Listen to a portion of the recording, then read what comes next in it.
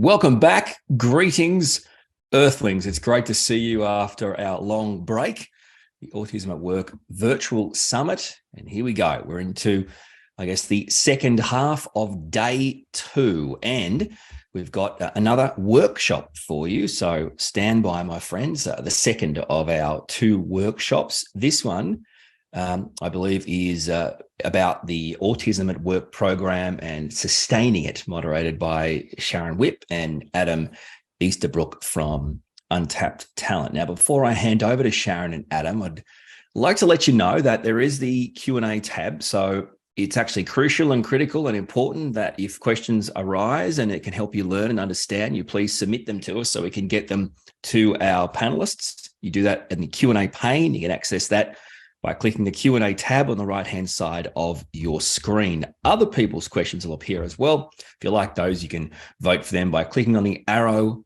beside it. We'll try to answer as many questions as possible as we get to the end of a session. So please make sure you put them down if they come up. All right, let's get going with our second workshop.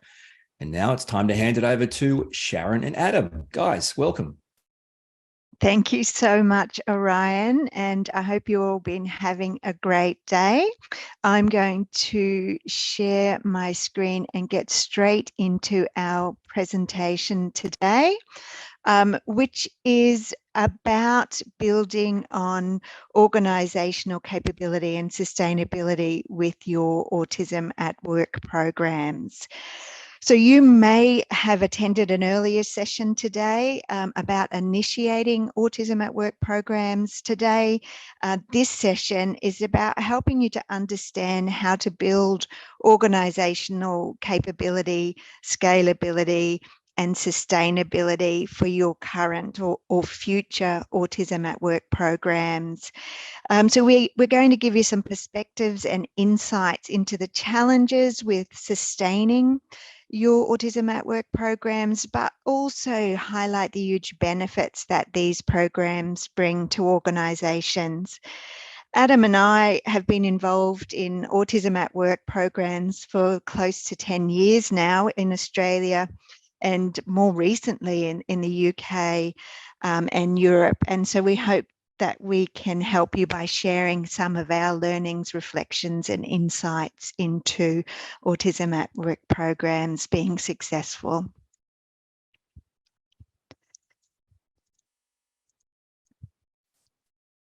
Whether it's a large or a small organisation, here are some key principles of building and operating sustainable and successful programs. So the program has to be designed to benefit your organisation and your present and your future employees. Investing and building a future workforce to meet the demands of organisational growth, ensuring employees feel valued, and ongoing commitment to autistic individuals reaching their potential. And to be sustainable, your program is going to require ongoing effort, and it needs to be iterated and improved over time.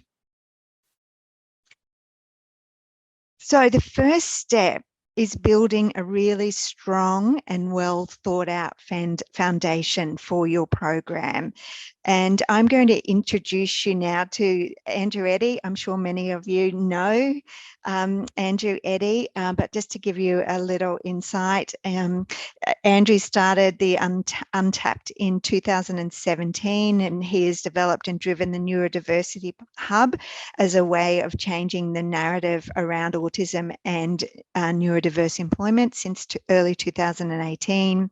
He works with a diverse range of companies on their Autism at Work programs across the globe. He's employer of many neurodivergent employees. Approximately 75% of Untapped employees are neurodivergent. And here I have pre-recorded our video insights because of time differences as we're talking to people in the UK. And so I'm going to throw to Andrew now to share his learnings on what needs to happen to start up a sustainable program. Yes, so we've seen a lot of programs around the world, and we really see the ones that succeed are those that have senior level sponsorship, like as high level as possible. And that's really because people's priorities can change and other things can get in the way. If you're just relying on employees' discretionary effort and they don't really have the authority to do something, then that can be really difficult. So having that senior sponsorship at a CEO level or someone reporting to a CEO is just so critical. So that's one thing. Another area is around awareness, and this is this whole journey around awareness, understanding, and acceptance. And it's so important that we get the awareness. This is not about autistic people changing to fit in to the workplace. This is about the whole organization changing to really meet in the middle, to really look at how things are done, to look at how they need to change the way they do things, to change their perspective. We've really got, the only way we're going to make the workplace and the work systems more inclusive is if we look at everything we're doing now and take a fresh perspective, a different perspective on all these things. And one way we've seen that this works well in larger companies, particularly those who already have a structure like this, is these employee resource groups or affinity groups or business resource groups. They have different names, but it's really about having people, identifying people who have an interest in this. They may be parents, they may know of other people who are neurodivergent, they may be neurodivergent themselves, but the ability to have a way of channeling their energies, their discretionary efforts, to really be a voice, to provide guidance to the organisation about how to make things more sustainable, how to implement change so that we can create the environment for things to happen. So that's really critical. And organisations need to look at other practice, and if they want to jump ahead and get these things done more quickly, can be very useful to be part of a community practice with other employers, so that you're not trying to find out what to do by yourself. You're actually leveraging others' experiences, others' mistakes, others' learnings, and jumping ahead. So, one example we have is the Neurodiversity Hub and the community of practice that is run within that as a way of sharing good practice, sharing learnings with others and leaping ahead. Thank you. So just to reiterate what Andrew just talked about, the primary purpose of your Autism at Work program is to make your organisation more inclusive and to put an inclusivity lens across everything that you do, and that you're creating something that's meaningful and sustainable and not just a bubble to satisfy social responsibility. Have senior sponsor and buy-in across all levels of your organisation. A neurodiversity focused employee resource group, including the voices of all neurotypes. Incorporating neurodiverse awareness education as part of mandatory training for everyone. Viewing the program as a way of addressing capability and skills gaps in your businesses. Implement a structure that is sustainable and has the capacity to be scaled. We want more people, more autistic people employed, so it needs to be sustainable and scalable. Consider joining a community of practice with other employers to share and develop best practice. Learn from those who have done it before you. Join the Neurodiversity Hub, and you can see the address up there if you want to get in contact with us. And just make sure your organisation is ready before you implement your program. An important part of sustainability is having a good governance structure. And as programs scale, a level of compliance to adherence of processes and procedures needs monitoring. And this should make sure the program's successes and weaknesses are visible, and how these are working to impact outcomes for individuals and your organisation. Compliance findings need to be used as part of an innovation feedback loop to iterate your program. An important, unique, and incredibly valuable part of the success and sustainability of Untapped's autism employment programs is the provision of an autism spectrum consultant, or ASC, working alongside our autistic trainees. And for those of you who don't know, that's where I started my career with DXE and Untapped about 8 years ago as an autism consultant in Brisbane. So the ASC works alongside a technical lead to ensure customised workplace support, guidance, coaching and training for successful integration of both autistic trainees and the staff teams that they're working alongside. So some of the areas where we provide support is in one-to-one customised support, designing and implementing workplace accommodations, the development of individualized strategies and goals, translating workplace social conventions, awareness, training and advocacy, and ongoing coaching and enablement. Now, I'd like to introduce you to David Gibson. David works for DXE Technology in the UK, and they implemented their first autism employment program in the UK back in June 2021. And since then, they have expanded the program and also helped to implement programs in Eastern Europe. June 2023 sees the end of the first team's contract, and David's now going to share some of his insights and reflections about the journey of starting the program and maintaining sustainability in the program. In the UK, we are running a autism program similar to the one that was launched in Australia back in 2014. So far, we have 15 trainees on the program, and the idea is that we are taking neurodiverse individuals who typically struggle to get into employment across the UK, and we've given them the opportunity to work in real life roles, working with multiple clients within DXE Technology, and training them up in IT. Alongside that, we've been helping to build their executive functioning skills, their life skills, and their IT skills to really help them to integrate into the workplace. Alongside that, we've been supporting the managers and the co-workers who work with these individuals to help raise awareness around autism and ensure that they can provide better mentorship and management to these trainees.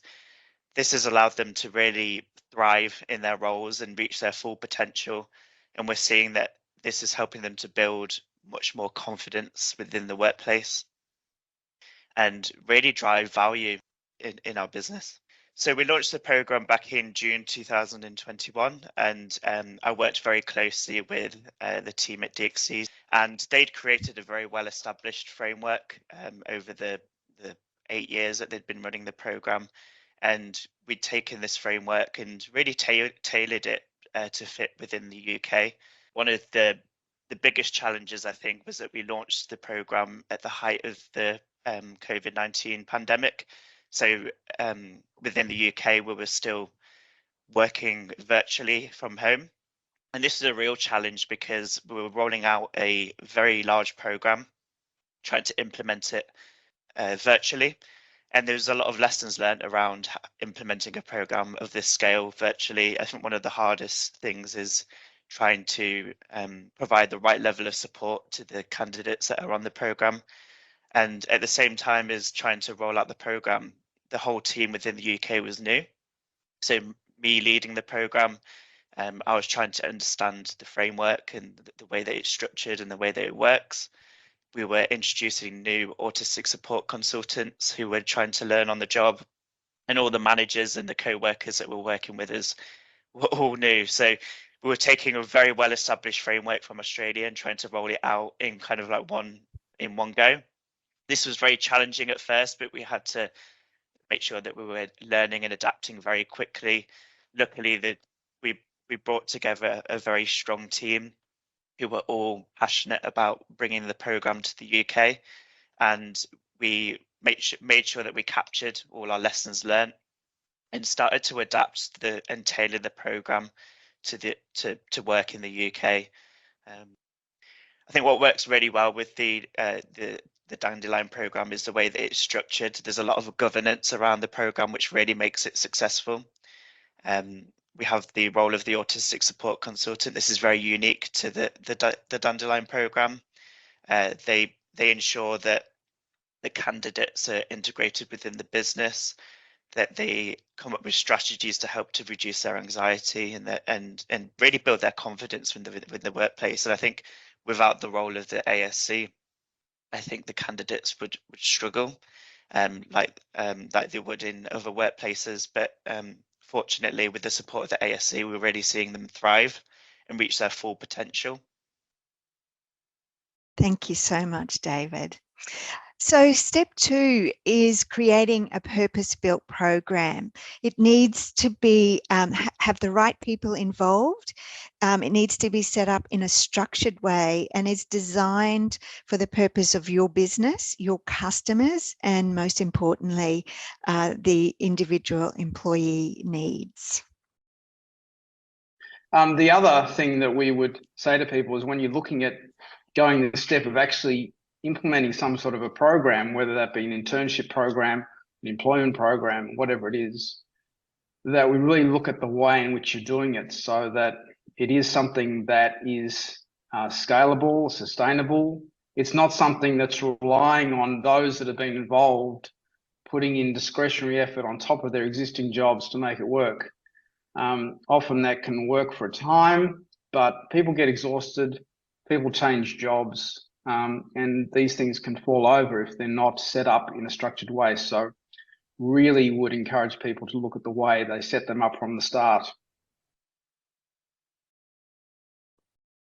So I think it's important to take a look at roles that you may be having difficulty filling or having difficulty retaining people in, and really break down what are the traits of someone who would do well in that job.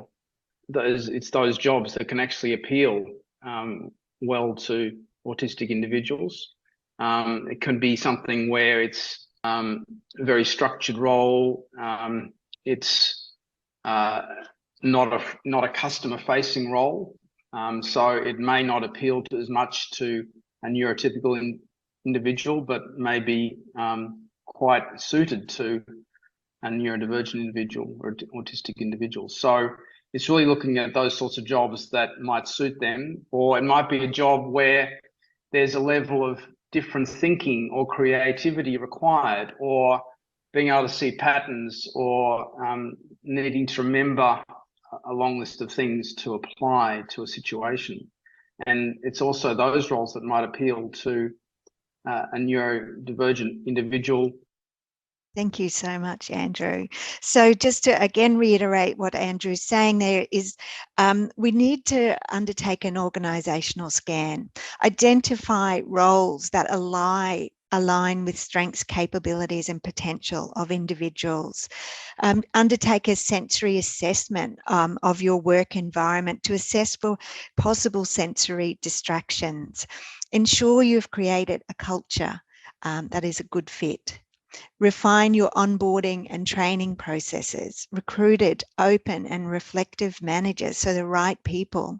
Have the right pipeline of work and lots of work. Review of your protocols and processes, and ensure your workflow processes are clear and easily understood.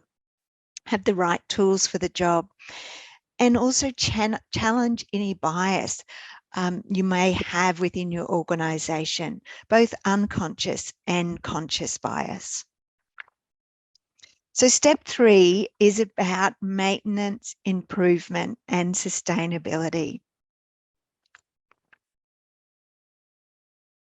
Continuing to look at the way you do things and continuing to review it, because as you get into this whole area, you learn more and more. And I'm always amazed looking back at something I might have written 2 years ago, and I look at it and go, my goodness, I know so much more now. And if I'd known what I know now back then, I would have written it a completely different way. And I think it's important not to not to see reviewing the way you do things with your policies, your approach, whatever. It's not a one-time thing. I think you need to be thinking about it over time, because your experience changes.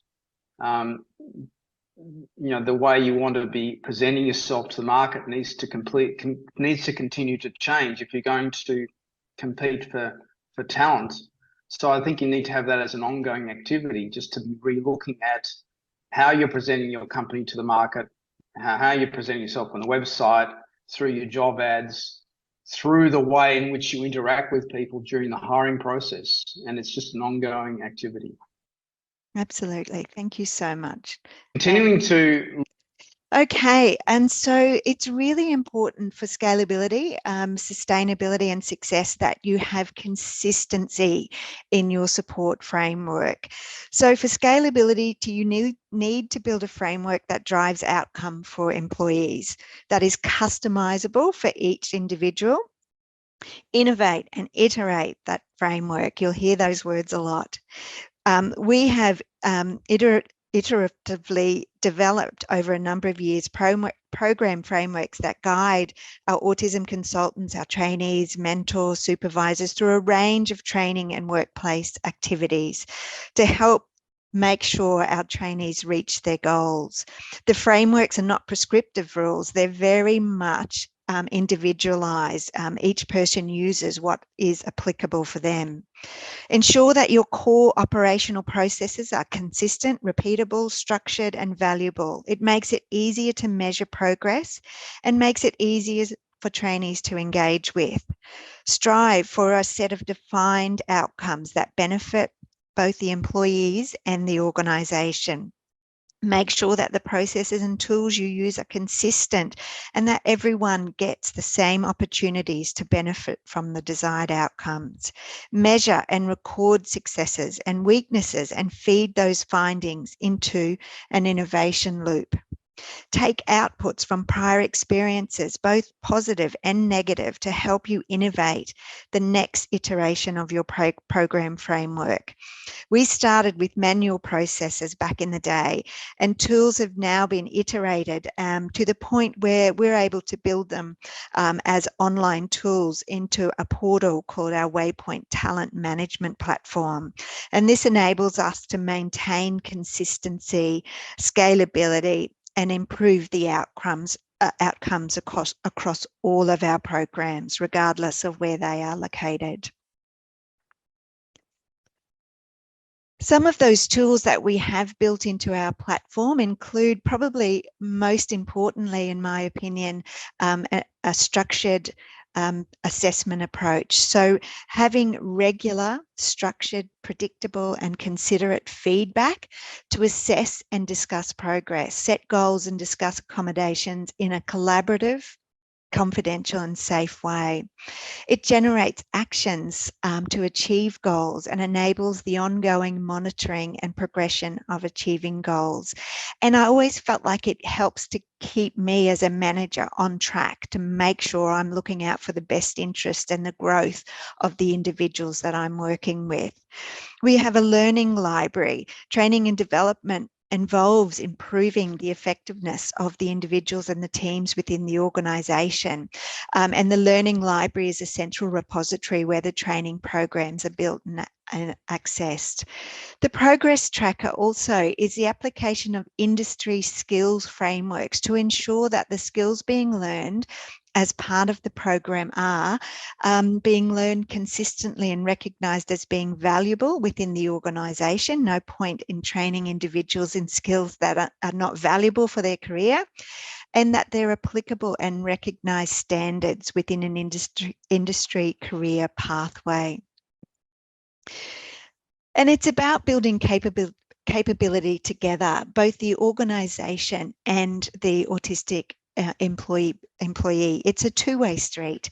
So we first start by culture change. So for culture change for the organisation, it's about creating the right culture, reviewing onboarding processes, promoting inclusivity across all levels of the organisation, doing an environmental assessment, ensuring you really are accepting of difference, and you're implementing adjustments to the way you do things. Cultural change for the autistic employee could mean things like, developing that job awareness and that understanding of the workplace culture, understanding the confusing workplace rules, social and interpersonal growth, understanding communication expectations, self-determination, and developing some really good self-care strategies. Phase 2 is around education, awareness, and acceptance. So for an employer or an organisation, that's about the co-workers being engaged in the program, building their awareness, breaking down any preconceived negative stigma and bias, reviewing our communication and our language use, developing individualized plans, looking for industry certifications, looking at the way we allocate work and playing to the strengths of the individuals, and giving feedback and setting goals for growth.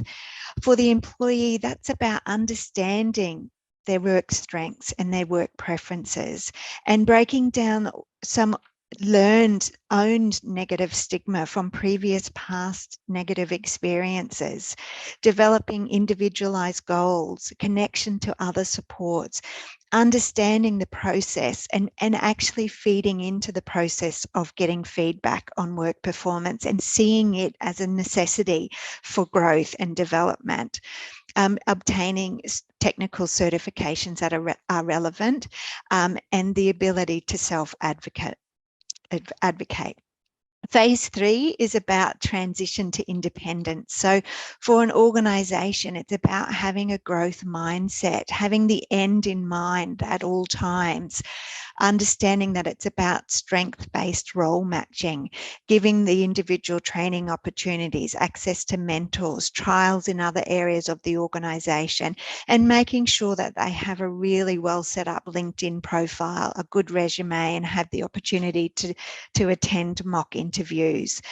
For an individual, that's about being now a strong self-advocate, a really strong understanding of what I want to do in my career. I understand now what my strengths are and what I need to succeed at work, to be skilled in the job application process, and have built a really strong support network.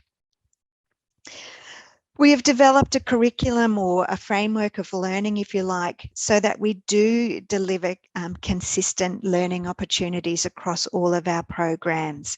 Again, a two-way street. So for the trainees, we look at communication expectations, and that can be verbally, in meetings, in emails and things like that. Mental health and well-being and practicing self-care. Workplace, understanding those really confusing workplace rules, development and enhancement of time management and organisational skills, and building teamwork and relationship skills. For those working alongside our autistic employees, it's about, again, choosing words well, understanding the words that you use are very important, particularly when you're training and onboarding autistic candidates. It's about understanding the triggers for anxiety at work. And so you know what to avoid, and you know how to provide some initial help and recognise the signs of anxiety. It's understanding the incredibly important aspect of giving feedback for growth and setting goals and recognising when those goals are achieved, regardless of how big or how small. Building executive functioning capabilities and understanding different social and communication styles, different focus styles, and differences in receiving and processing information. It's really about learning together, having a really open dialogue, and learning together with and from each other.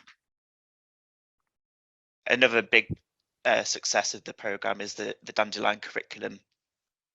So this is a learning opportunity where we can really build the IT executive functioning skills and the life skills of the candidates. we've also been delivering autism awareness training to the colleagues, the co-workers and the managers that are working closely with the candidates. And the feedback that we've had from these sessions has been incredible. We're finding that employees across the business previously didn't know how to properly support or mentor an autistic individual, whereas now they have a much better understanding of their different ways of thinking, and now understand how they can provide the correct accommodations and support within the workplace for them to really be integrated and be successful within their role. Thank you, David. One of the things we have learned over time, over the 8 or 10 years we've been working, is there's an incredibly high incidence of co-occurring mental health conditions, and this can often be exacerbated in a work environment. Research that we undertook very early on in the program did show us that employment was in fact improving connectedness and self-worth, but those mental health challenges did continue. So ongoing mental health needs to be recognised and supported, and ongoing mental health and wellbeing considerations need to be a factor of your program framework. One of the things especially that we've noticed is that the end of the contract insecurity really has a negative impact on mental health, and that needs forethought and planning right from the start.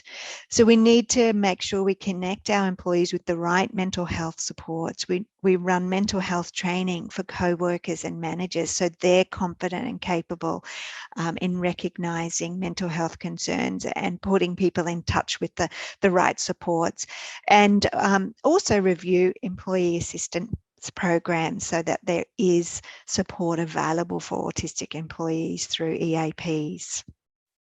The other area just to think about also is around mental health, and there is a much higher incidence of mental health concerns and issues amongst autistic individuals, and that can magnify itself in the workplace. And you will now see that we talk about mental health a lot more than we did 3 years ago before the pandemic. It's quite recognised, and obviously that's an area of concern around autistic individuals and the mental health issues they come forward with and present with. And so it's important that organisations have some understanding of that, some awareness of that, and actually go ahead and put into practice some training framework within the organisation so they can identify these sorts of issues and deal with them effectively.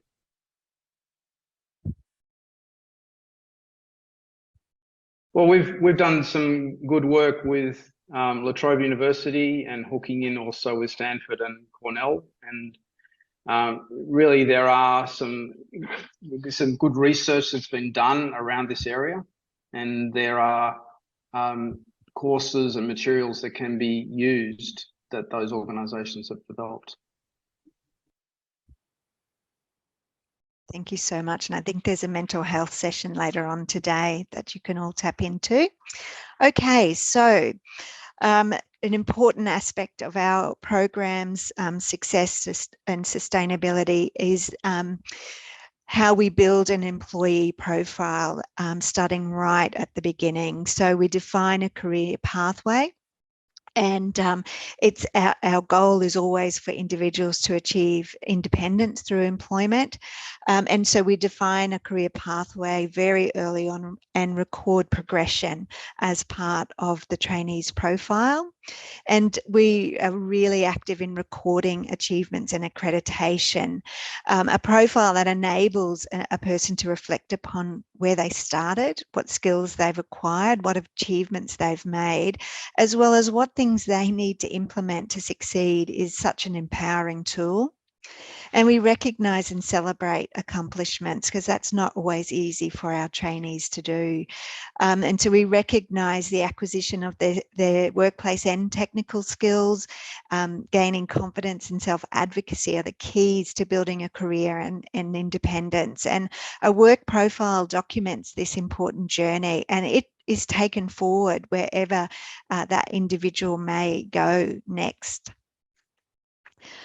So I can't highlight enough the need to have a growth mindset across all of our programs. So, and that the most pivotal part, I believe, is in giving regular feedback and reassurance. Research did find that that's the only area where autistic employees ask for more than non-autistic employees, and that is in getting feedback on how they're going with their job. So regular, open, considerate and ongoing communication, a really well-defined and clear measure of skill development progress, the ability to build meaningful industry certification, an awareness of business environment and suitable roles for growth, appropriate, willing and trained mentors and buddies, supported growth in tasks that cause anxiety rather than taking away aspects that cause stress, provide more time and support to allow autistic trainees to build capability in tasks that may cause them anxiety. Challenge any bias, give plenty of opportunities to demonstrate abilities, plan for transition to the next stage with a goal of independent employment. I'd now like to introduce you to Andrew Baird, who runs the Spectrum program at ANZ Bank. They implemented their first autism employment program at the start of 2018 and have since expanded their program several times. Many of the autistic trainees are now employed permanently by the bank. They're one of the longest partners that we've worked with at Untapped and DXE. And Andrew Baird is going to share some of his insights and reflections now, and followed on by David Gibson in the UK giving a few reflections as he comes to the close of his first contract. So Andrew Baird from ANZ. I work in the technology function in ANZ, and I've been here numerous decades now, so 35 years in total. So I've been across the organisation quite broadly. I'm actually responsible for 5-6 direct reports who work for me in our workforce tribe. So we focus on early talent into the technology space. But I also run the Spectrum program as part of that function as well. And that program itself started in 2018 with the support and thanks of DXE, where we brought in 9 individuals into the organisation. And we focused in 2 areas. One was in security operations and the other was in a testing sort of function. I think at the end of that first year, we'd already transitioned a couple of people off that program into permanent roles. So it was already showing to be a success in the organisation. Since that time, and obviously there's been some impacts with COVID, but we've still brought another number of other people through. So in total, we've had 20 people participate in the program. 10 of those have rolled off into permanent employment with ANZ now, and we have 8 on the program as such, and the other 2 have left for various reasons. So we've got a really high retention rate as well, and even some of the people have been promoted within the organisation from when they first joined as well. So we're seeing promotion. We're seeing a lot of support from within the organisation, which is great. I think one of the benefits we're seeing is the productivity and the speed to complete things is what's obvious when you get the fit right. It's always been a challenge for us, is keeping the work up to the individuals. Obviously at ASC, she's with us 2 days a week, and that's working well for now because the team's been here for a bit of time. So they're quite familiar with the organisation, and some of the new ones that have come in just recently are still feeling supported, but they're in a team that's had some of the individuals in security before. So the management team in ANZ in certain areas are quite well versed in awareness and looking out for traits of the people and know what to ask and how to respect the people as well. So I think that's working well. I think what we're struggling with, and that's you know, we can only use the COVID excuse for so long, but it really did put a slowdown on our I guess our core data team, who felt a bit isolated during that time because they weren't able to come into the office, they weren't able to get more real work so much, so that they felt that a lot. Okay. So now we're back in the office, we're really ramping that up, and we're targeting different areas for some work, which is looking quite good. And we'll probably have a great problem to solve where we'll have too much work and not enough people. So our first cohort that are on the program, they're coming towards their transition phase. So they will be finishing the Dandelion program in June 2023 of this year. And what we're really focusing on at the moment is the process of them being on the Dandelion program and transitioning into being a regular employee at DXC. This is a process that's very new to us in the UK. We've never had to go through this, so we've been getting a lot of support from Australia. But what we're trying to ensure is that all the mechanisms are in place, working with the different business managers within DXC to ensure that everything is in place so that we can transition them from being a contractor on the Dandelion program to a regular DXC employee. It has caused and heightened anxiety amongst the candidates. They're wanting kind of like clearly defined processes, and what we're finding is that each candidate is going on their own individual progression paths and they're all at different stages. So it's difficult to give a one size fits all process of like what we're having to create individual plans for each of our 8 candidates who are rolling off the program. Have identified that some candidates do need a little bit longer on the program. So we've extended them just by 3 months, just to allow them to continue building that confidence and growing in independence within their role.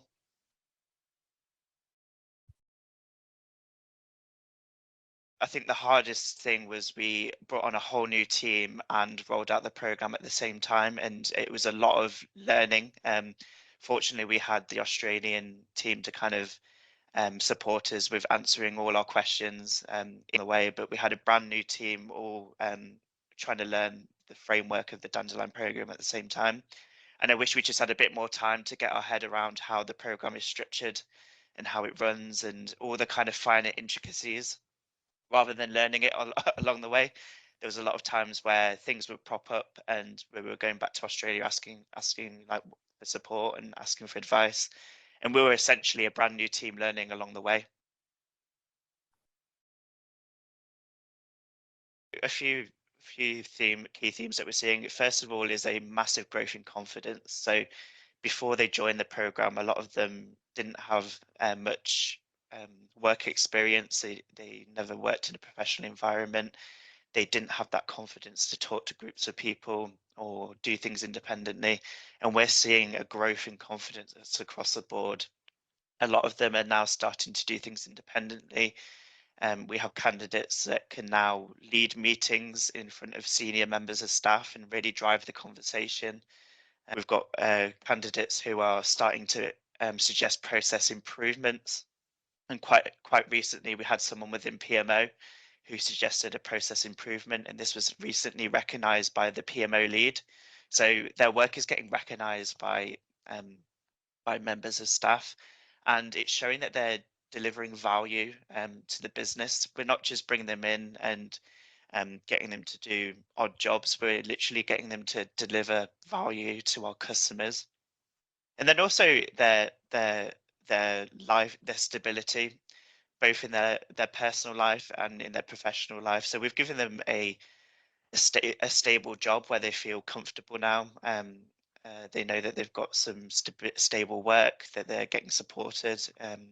So from a work perspective, they're stable, but from their personal life, they're stable as well. They're more stable. Thank you so much, David. Okay, so just to finish up, a sustainable and successful program requires ongoing commitment. It should not be about changing autistic people to fit in. Organisations have to change, and it needs ongoing commitment as it's about implementing permanent changes to the way we work. It's important to continue to evolve and innovate to meet the needs of each individual and the organisation. We need to learn about each other's cultures and perspectives. It's a two-way street, and remember that it's so beneficial to have people that think differently in our organisations. And we have to start challenging the neuronormative status quo. So just to finish up, I'd like to say that we've consistently found across all of the organisations that we've worked with that implementing an Autism at Work program builds organisation culture, it refines processes and fosters a more open and reflective communication approach. And so I'd like to thank you for watching our presentation, and I'll finish now, and we're very happy to take any questions that you may have. Thanks, Sharon. Appreciate that. And Adam as well. I'm not sure if there's something that is on your mind or something you'd like to add or to chime in before we get to some questions. Adam, anything you wanted to add? No, I think what Sharon's outlined is a useful set of cohesive steps that does create sustainable programs, and sustainable programs are what we need for meaningful ongoing employment, creating opportunities for people, and for normalising inclusive employment. So I think if people do embark on this journey, it's important to kind of reflect on, the experiences that we've had, and as Andrew said, take on board the experiences of other organisations as well. Because we've got to remember, at the end of the day, we need a win-win outcome for both the people that are coming into the programs and getting employment, and also the organisations that are going to employ them. All right, let's get to some questions. So coming through on the Q&A pane, you can click on the question tab and put your questions in there. So we'd love you to do that now. First question, do you find that programs are more successful when aimed at entry-level or early career roles? We had greater difficulty identifying candidates for mid-level roles. And if so, why do you think that is? I think that from our perspective, we tend to do that entry-level, early career type program. And often this is because organisations are looking to build their future workforce.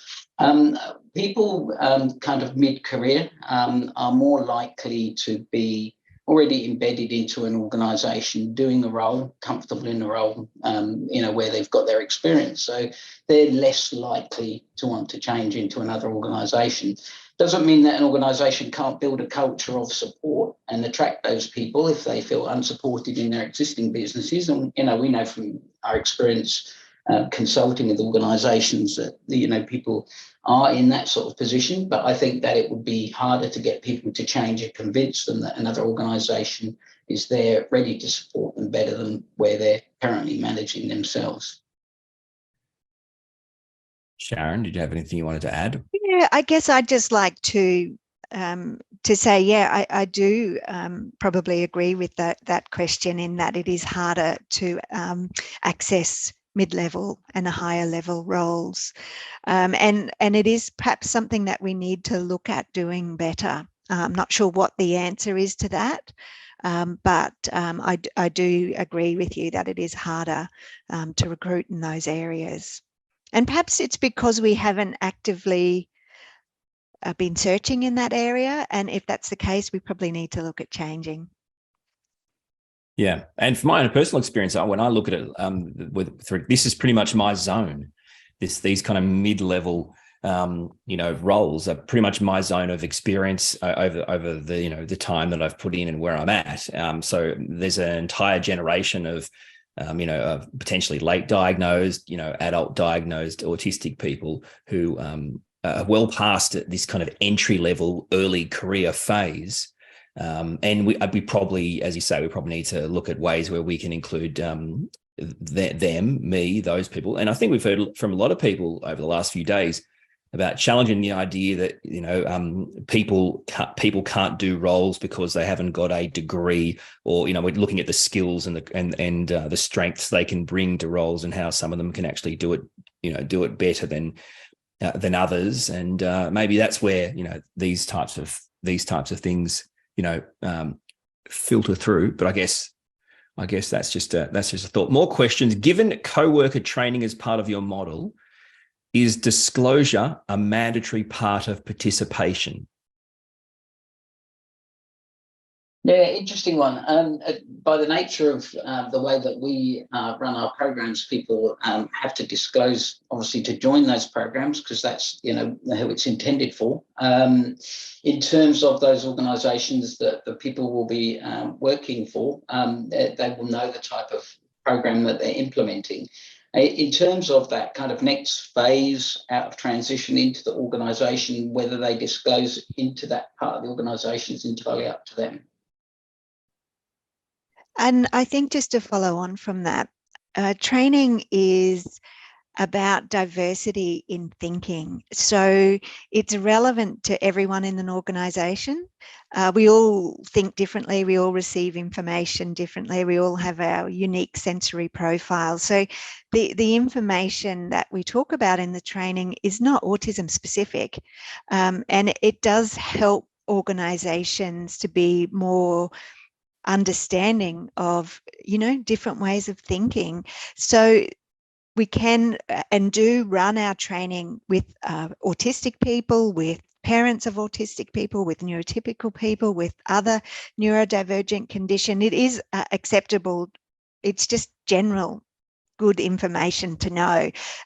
So the training tends to be well received by everyone, but it can often lead to a lot of people saying, oh, actually, that's me, or that's my son. I wish I knew that, or that's really helpful for me to know. So it doesn't necessarily have to be for a prescribed group of people, no. Okay, great. Now, another question is, what would be the most significant factor or process that you've seen that can influence job sustainability and retention, especially for smaller businesses that may not have the HR resources outlined, but still aims to build safety and diversity? Good question. I think you're probably better able to answer that one, Sharon. Look, I'll give you my thoughts. Is when we were lucky enough to get a pilot program to work with the federal government to look into disability service providers, and it was unfortunately during COVID, and we didn't get a lot of huge employment outcomes in the pilot, but that's by the by. What I did end up doing, though, is talking to a lot of employers, and, you know, obviously I came from DXE and Untapped, and we do a lot of IT and corporate roles, and so then I was plonked into a pilot program where there was a lot of diversity in employers, a lot of small employers. It might be a little IGA, it might be a little Red Rooster who might be employing one person. And so I really had to challenge all of our information and go, okay, how does that help? And to be honest, I guess I did find that it is exactly the same principles, and it is about communicating. Employers are not good at being honest and upfront and having open conversations and at reflecting at the way that they do things. This is just the way we do it. We're busy and we just do it that way. And then you get these different thinkers come in who challenge that. So firstly, you have to be reflective on the way you do things, and you have to have the conversations and learn with and from that autistic employee. So that does require accommodation. And for some reason, that seems to be the hardest thing across every program I've ever seen, big or small employer, is having those honest and upfront conversations in a way that is helpful for the organisation or the business and the individual.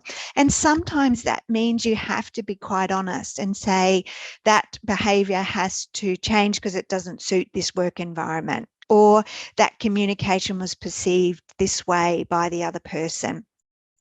Now, what I find is the autistic employee goes, oh, thanks really for telling me, if it's done the right way, and grows from that.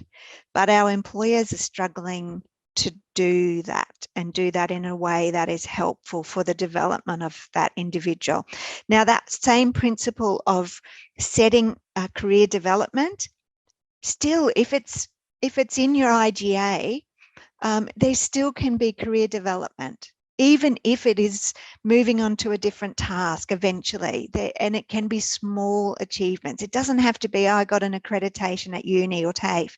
It can be just small incremental steps in development, and recognizing that, so the individual knows they're growing in their role, that they're not just, you know, necessarily stacking shelves forever, but perhaps their shelf stacking is the best out of every shelf stacker in the company.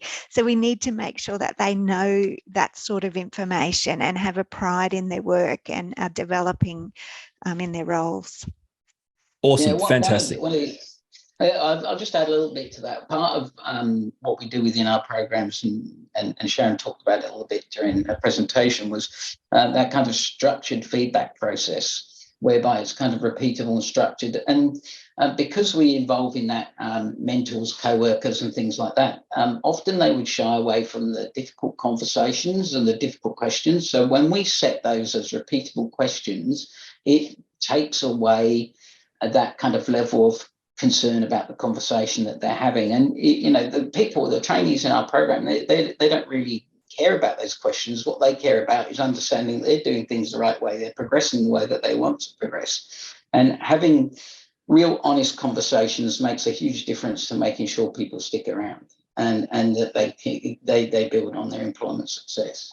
And including their perspective in that process. Sorry, Orion. We often That's okay. We can keep going till dinner if you'd like. It's fine. Don't mind me. Don't mind me. Just getting ready for another session starting in 2 minutes. Please. Okay. No, but definitely including the autistic person in that discussion. That is so important. Okay.